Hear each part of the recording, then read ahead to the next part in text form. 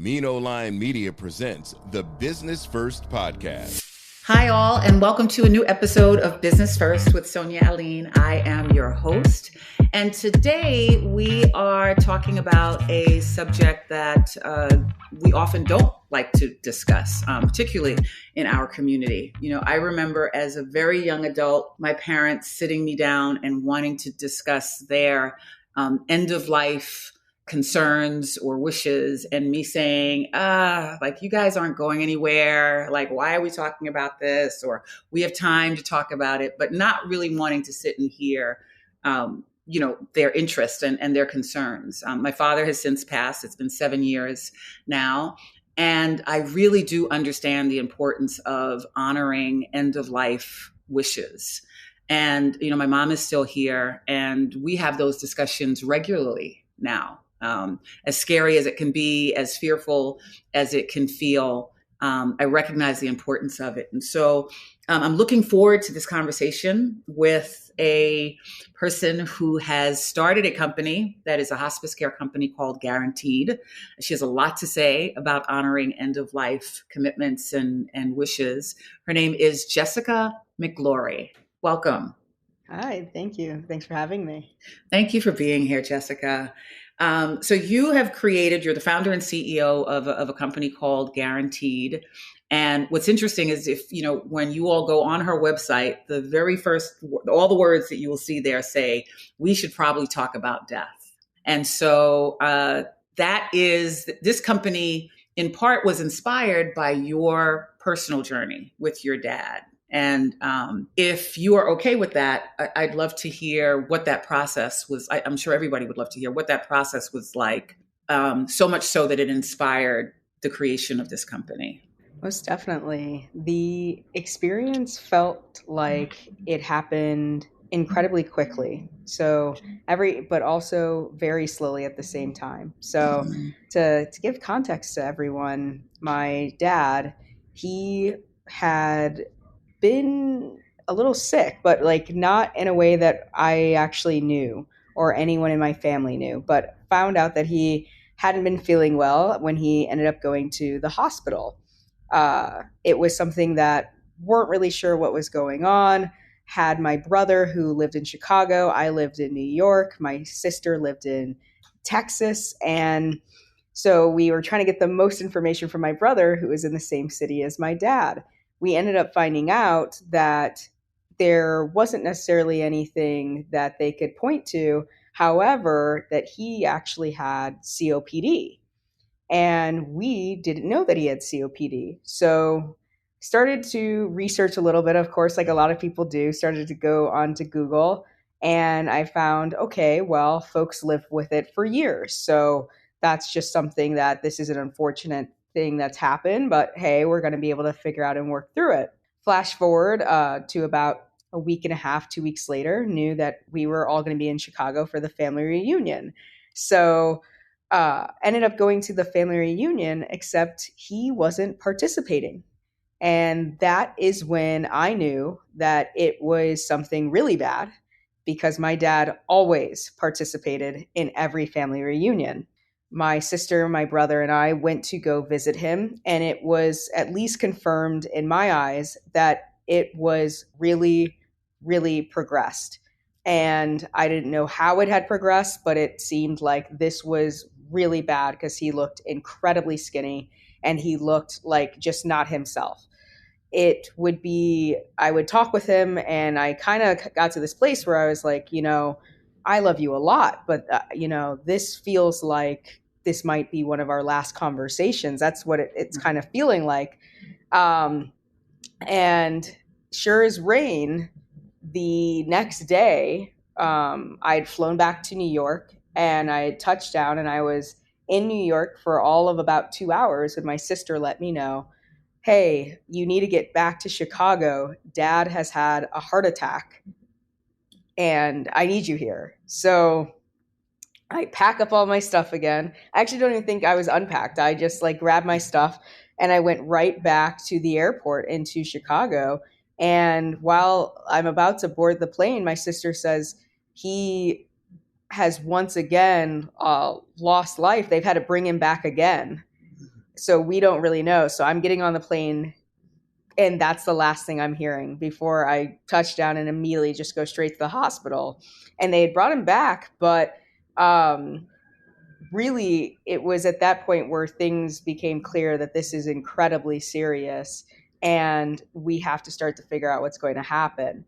Well, we kind of thought maybe he was getting better because he went from the ICU to the cardio floor. And so we ended up thinking that my dad was going to get better because he was on the ICU floor and then he got moved to the cardio floor. So we thought that's a positive sign.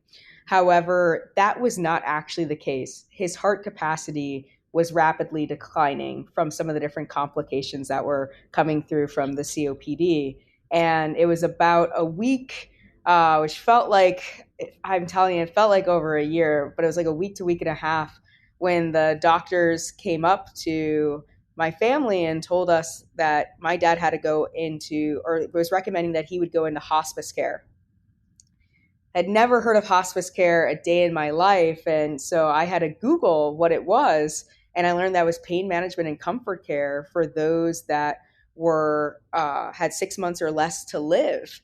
And I was like, okay, well, the pain management and comfort care part sound incredible for someone who is dying. But that's actually how I found out my dad was dying. Because the doctors just kept saying he was a very sick guy. I didn't realize that that meant he was dying. So that was really the experience, the personal experience I had. And then he would go into hospice. Overnight, I became a caregiver. I didn't know what I was doing. I had just learned what hospice was. But every single day, my dad was depending on me and my family to try to get him the best sort of like last chapter that he could have. And he didn't have an incredible last chapter. There were so many different things I wish we could have gotten for him that I now know about that I didn't know about then. And that personal experience going through it, which funny enough, I didn't touch for 2 years. I did not like to think about it, or I kind of almost refused to think about the fact that my dad died in my 20s for 2 years. And then for some reason on the 2-year anniversary, like the exact day of his death would be where I would think of guaranteed. Yeah, I think it's interesting. You know, the grieving process is very interesting. And so that it took you 2 years. I don't want to say it took you 2 years, but it was 2 years after that you started to think about this idea. What's interesting is more and more people are now learning about hospice care because very recently we learned that ex-President Jimmy Carter has chosen to go into hospice care. And so usually when those things happen at a very high level, then there are all of these articles and all of these discussions around what that means. We know that someone at that level is going to get the best care possible. Yes. What is it that you understood, particularly about your journey, that most of us don't know when a doctor suggests, or anyone suggests, that a loved one is going to have to go into hospice care? Yes. One thing I will say is that former President Carter being open and having the family make an official statement that he is going into hospice care is so incredibly powerful that I hope that with that opening of that conversation, folks will be able to say, okay, let me do a little more research on this and be able to see. But some of the key areas that I would hope that everyone would know when going into it is that this is a benefit that is available to the vast majority of U.S. citizens. So that's very rare for anything to be available for the vast majority. Mm-hmm. But if you are covered by Medicare, Medicaid, Medicare Advantage, or a commercial insurance, you are very likely covered. So private pay or having to pay out of pocket is actually far rarer than it being able to be covered. And there are certain things that the hospice is supposed to provide. They are supposed to provide 24/7 coverage. That doesn't mean that that they will have a nurse or a caregiver in your home 24/7, but that means that if something happens, you are supposed to be able to get in contact with them immediately. and they are supposed to be able to send a nurse or a care or a CNA or someone, whatever the situation is, to your home or to your skilled nursing facility, to your assisted living facility, wherever you are, and provide care.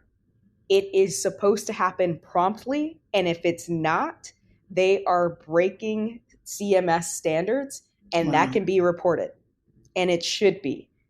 Other things that people don't know is that a good portion of the supplies should not be on the burden of the family. It should be on the burden of the hospice. So from diapers to being able to have other, what's known as DME. So that'd be like a specialty bed that's put into the home, whether it's breathing sort of exercises, those sorts of items and exercises that exist should be provided by the hospice. The family should not be coming out of pocket for that. That's something I wish I had known, because we came deeply out of pocket for my dad, and that was not the appropriate thing that was supposed to happen. The other third piece that I would say is that families and patients alike are actually supposed to be covered in hospice. Hospice is actually very unique, where it was explicitly stated that it was for comfort, care, and pain management for the patient as well as the family. So the family is entitled to bereavement services up to in essence, up to a year after the patient has died.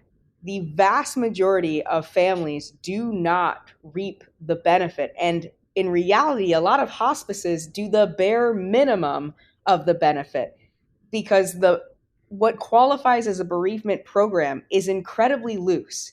And so even though it's a very tough thing to think about before the patient is admitted into a hospice, I really, really encourage families to ask the hospice, what is your bereavement program? What resources will be available to me free of cost when my loved one will die? Because having a lack of true bereavement and true resources to be able to work through the grief is why we see so many family members unable to properly reintegrate into their work, reintegrate into their families, because there is an heightened level of anxiety and depression post a hospice death, even versus what we see post an acute death, a death that just happens very rapidly, like a car accident.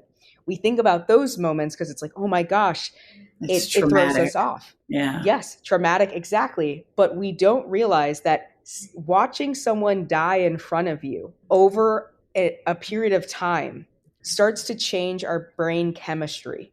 And if we do not have proper ways of being able to work through that grief, we actually don't fundamentally have a chance of fully recovering.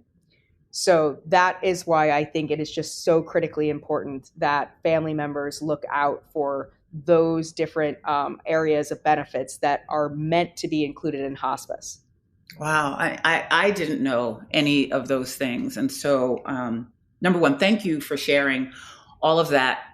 I know you said that the bereavement benefits, depending on the program, can be loosely organized, but can you give an example of some of those benefits? Is it like things like counseling and therapy?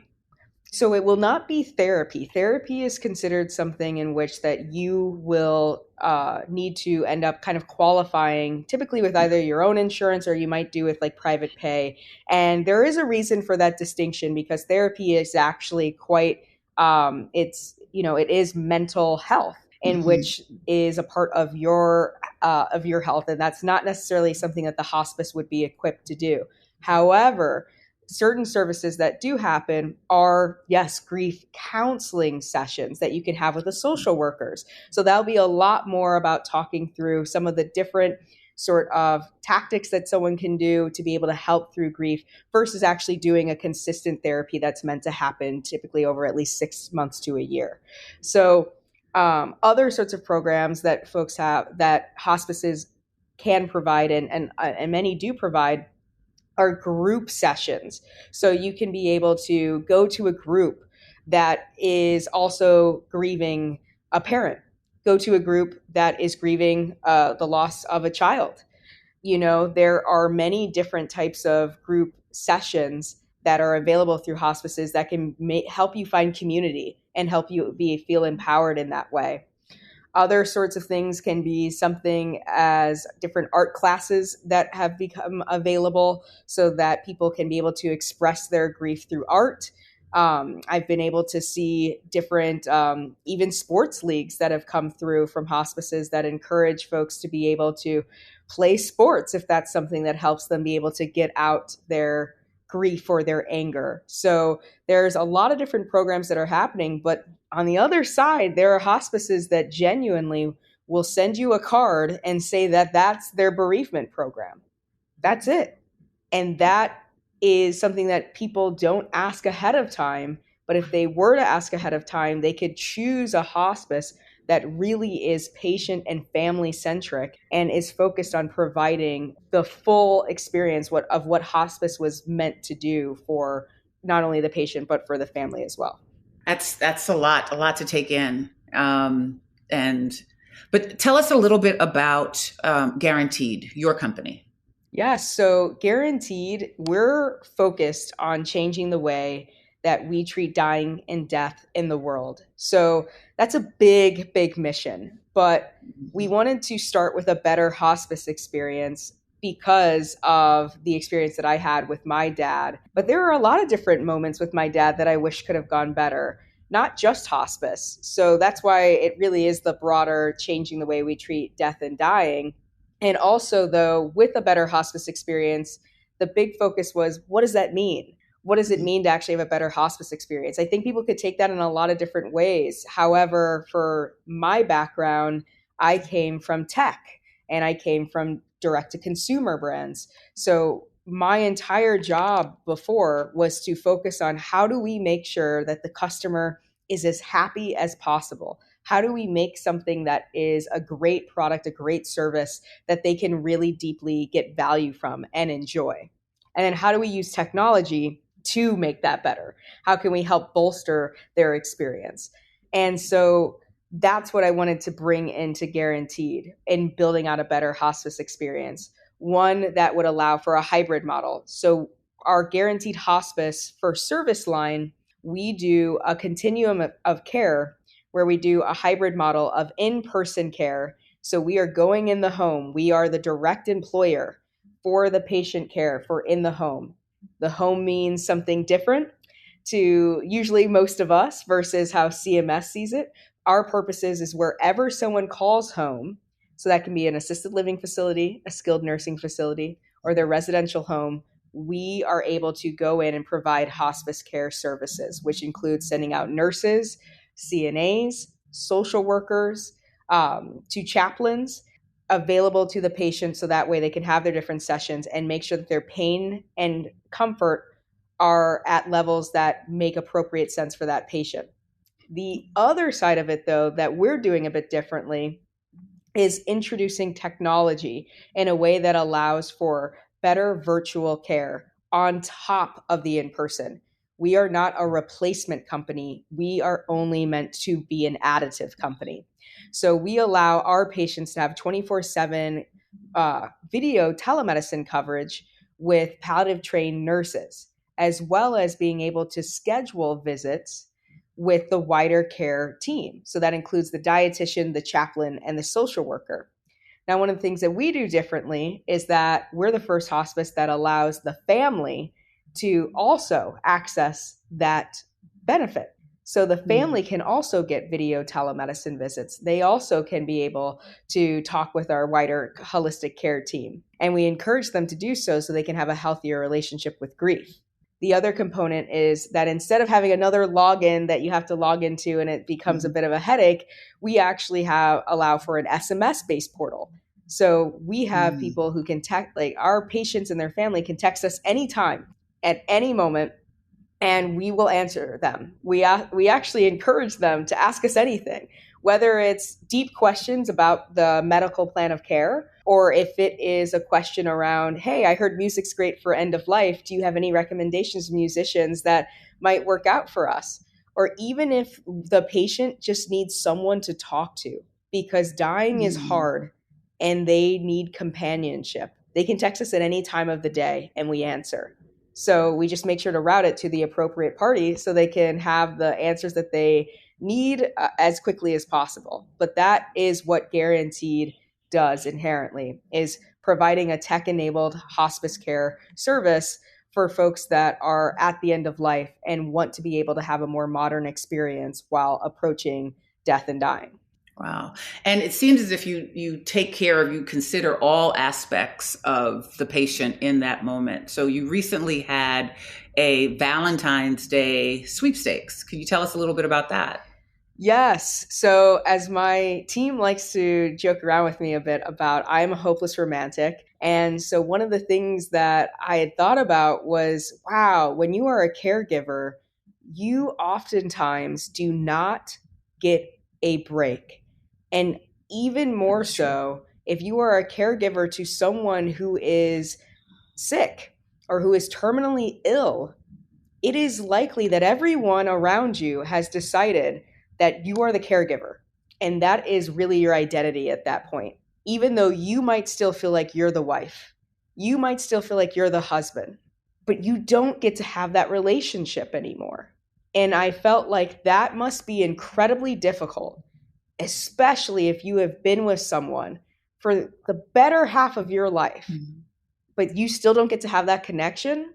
So decided to put together a caregiver date night sweepstakes. So for those who are caregivers, we're able to enter into the sweepstakes. And there was, I think many people thought there was going to be some sort of string attached, but no, like that's what we strive to do, is find these different moments, find these different opportunities to truly help out the people that we think are doing the extraordinary work. So it allowed for folks to be able to choose a date night. However, everyone chose the same date night, which was our dinner and a movie sort of package, where they were able to get a $100 DoorDash gift card. They were also able to get a $50 Netflix gift card, and they were able to get a $50 popcorn, like this, basically the specialty popcorn gift card online. And they were unbelievably appreciative of this, what I felt like was an incredibly small gesture, but it really helped bolster to me that by hearing the different stories that were coming in, because I personally called every single winner and talked with them, they were just appreciative to finally be able to feel like, wow, okay, I get to be a wife again. Right. I get to have a date with this person I love. That was so impactful and powerful that I know that for next year, we can only hope to do it even bigger and even better, because we were able to help impact those out there trying to just have a wonderful Valentine's Day night that I think a lot of us take for granted. Wow, that's incredible. I want to switch a little bit to the business aspect. You recently received some seed funding, $6.5 million, which is incredible. Congratulations on that. I know that healthcare is one of the fastest growing sectors in our country. How difficult was it for you to, I'm going to use the word pitch this idea, tell people about your story and to receive that level of funding? So I think that in general, raising money is something that is hard to do. I think that it takes a lot of different sort of skill sets and things that a lot of folks don't naturally do. I also think that there are a lot of cards stacked against certain people, as we see over and over again, right? Mm-hmm. When we see less than 2% of funding going to women, and then we see, less than 1% going to those who are Black. We are seeing this over and over again. I will say, for my experience, I think that a lot of the different skill sets that I've acquired throughout my life made it so that I was able to craft a story that resonated with investors, that allowed for the process to go a lot faster than what traditionally many would see.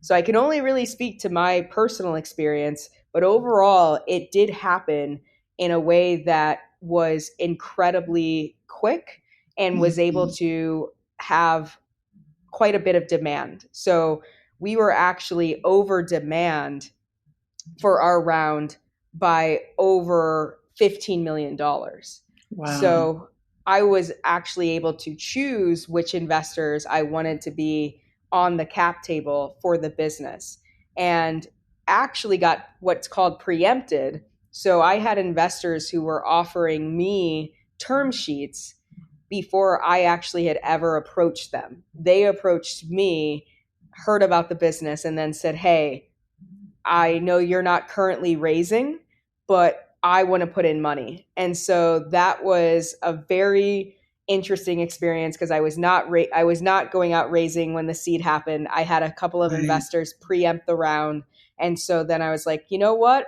I talked with some trusted mentors and realized, hey, the market is starting to shift a little bit. It would be nice to have that additional capital so that way we can focus on further building out the business. And that was what ended up happening during what I now know was one of the lowest times of deals to happen in 2022, which was August, September. It was the lowest time for deals to occur. So I was very glad to be one of those deals that did occur. Wow. Well, congratulations on that.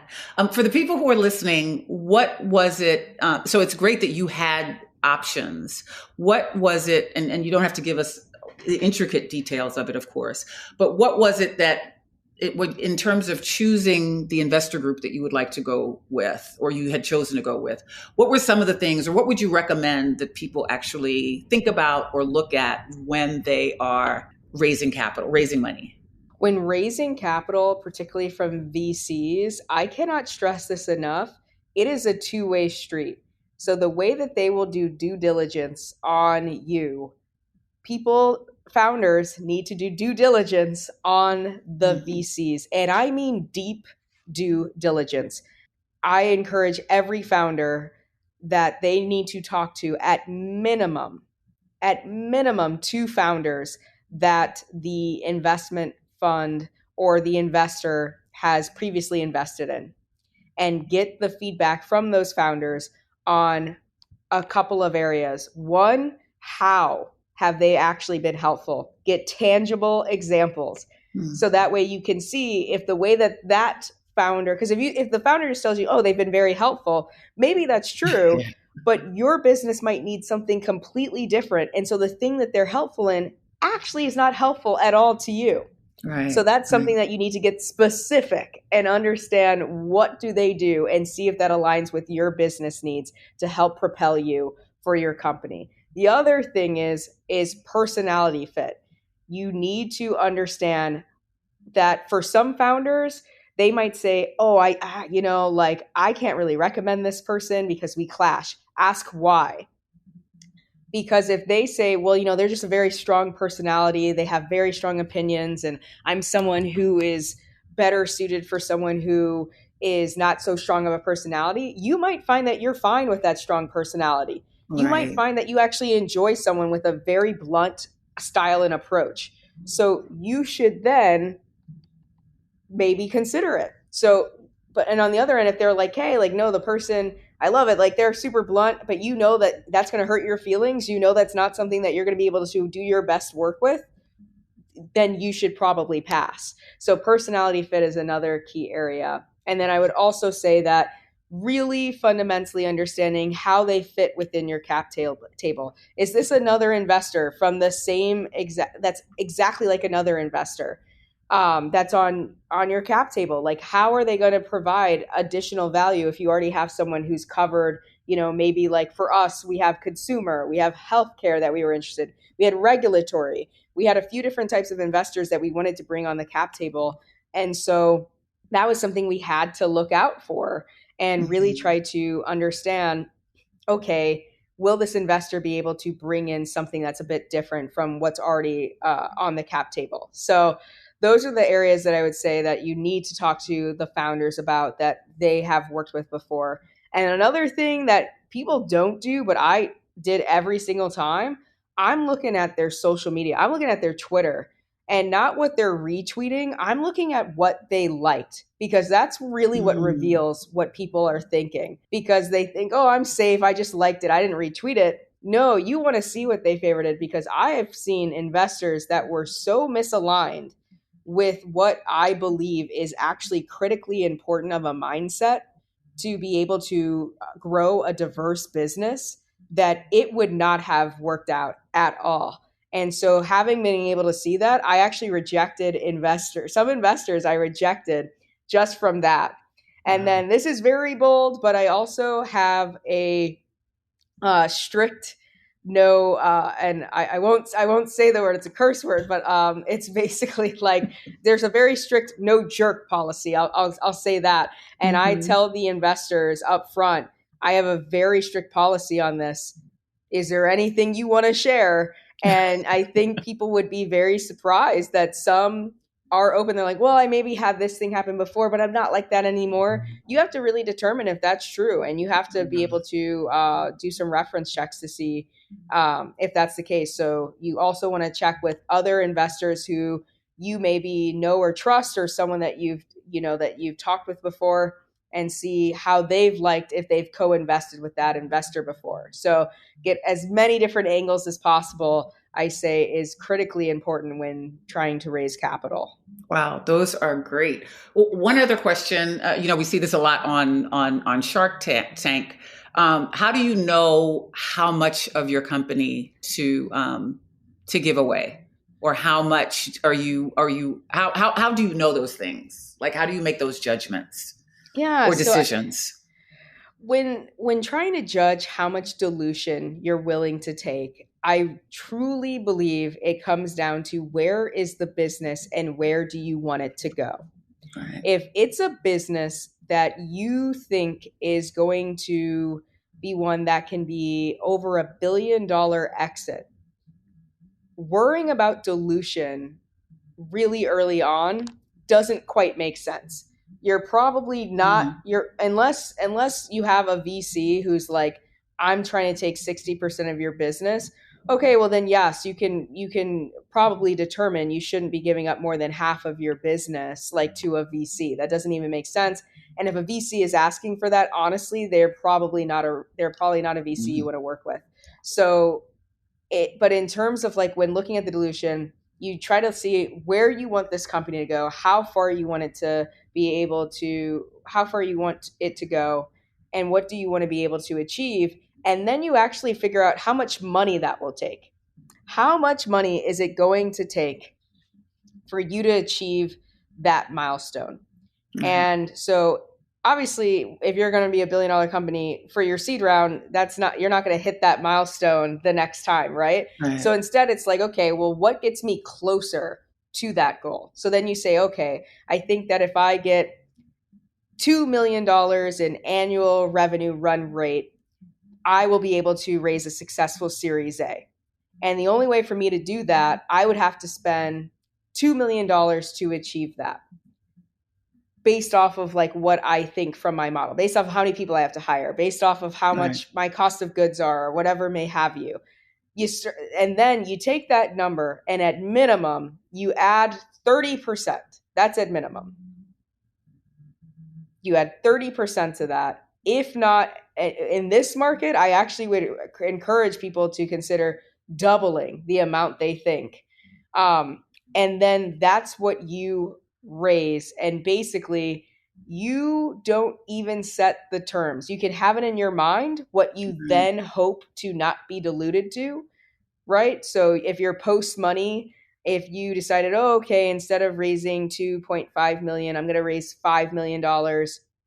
Then my post money valuation, though, I think it needs to be 20, because I don't want to give up more than 25% of my company. Then there you go. You need to find an investor who believes you're worth $20 million post money. If you can't, then you're going to have to take on more dilution. If you can, then beautiful. There you are. But I definitely give the recommendation, don't go out saying what your valuation is. Instead, say this one line and it's like open sesame. It's literally like this magical thing. You say, the lead will set the terms. The That's all I had to lead will say. set the terms. That is all I had to say. I didn't know what to value my company. I wasn't sure. I knew where I kind of wanted to be dilution wise, but instead I said the lead will set the terms. And by saying that, the other investors were like, "Oh, okay, that makes a lot of sense." And then when the leads came along, they set the terms. They were comfortable because they're lead investors. Lead investors are used to setting the terms of the deal. And so you might not like the terms that they set, but you can negotiate it. You can negotiate it. Exactly. Back and forth.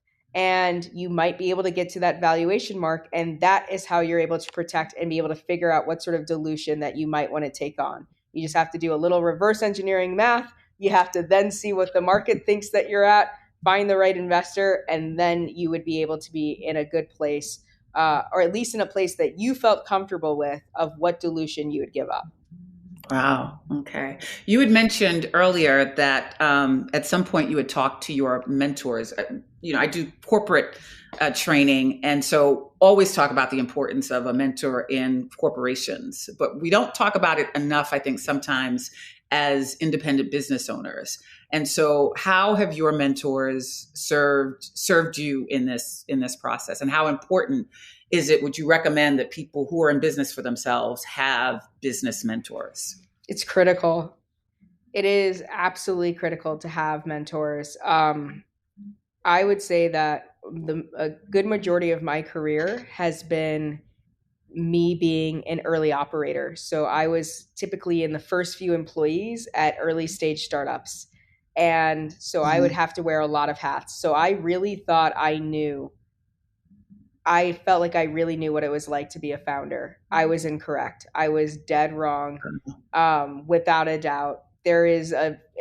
And I would argue that there's something very different about being a founder of a VC-backed company. It just comes with a completely different set of rules, a completely different set of expectations.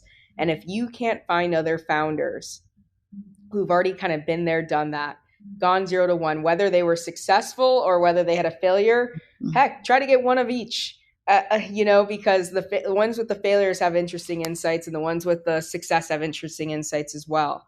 So from my perspective, I would say that it has been hypercritical to have those sorts of mentors that have been founders themselves and had that experience. I think it's also really helpful to have mentors who are investors who have no real stake in your company. Like maybe they just don't invest in your sector, but they have an interest in you as a founder and seeing you be successful. Those can be an incredible wealth of information as well.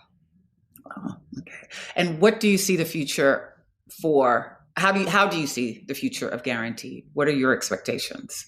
So I expect Guaranteed to be able to treat patients and families all across the United States of America. So whether that is directly from our care offering, or if eventually we are able to deploy our technology out to others who want to be able to have a better version of virtual care for their hospices. I believe that Guaranteed will do that. I'm also crazy enough to believe that Guaranteed can become a true consumer brand within hospice and within death and dying, and really challenge people to talk about death and dying.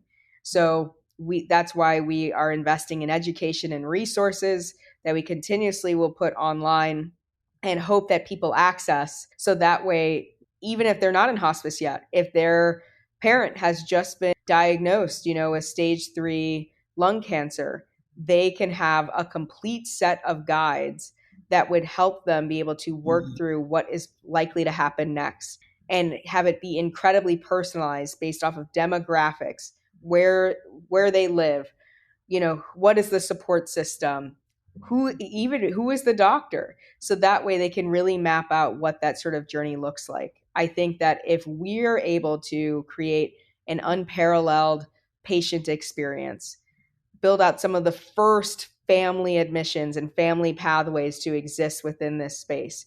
If we're able to continuously innovate on what it means to treat death and dying, and if we're able to be a bold enough brand to actually say the words death and dying, then everything else that's massive and big and all of the other sorts of things should come.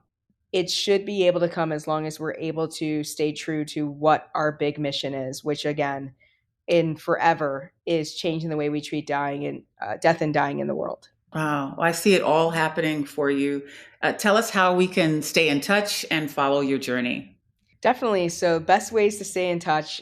Everyone can always follow me on Twitter or on Instagram.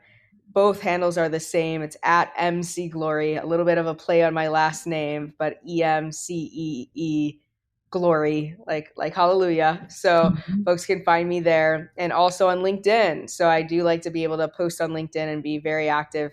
Folks can just find me with my name, Jessica McGlory, and be able to click that follow button.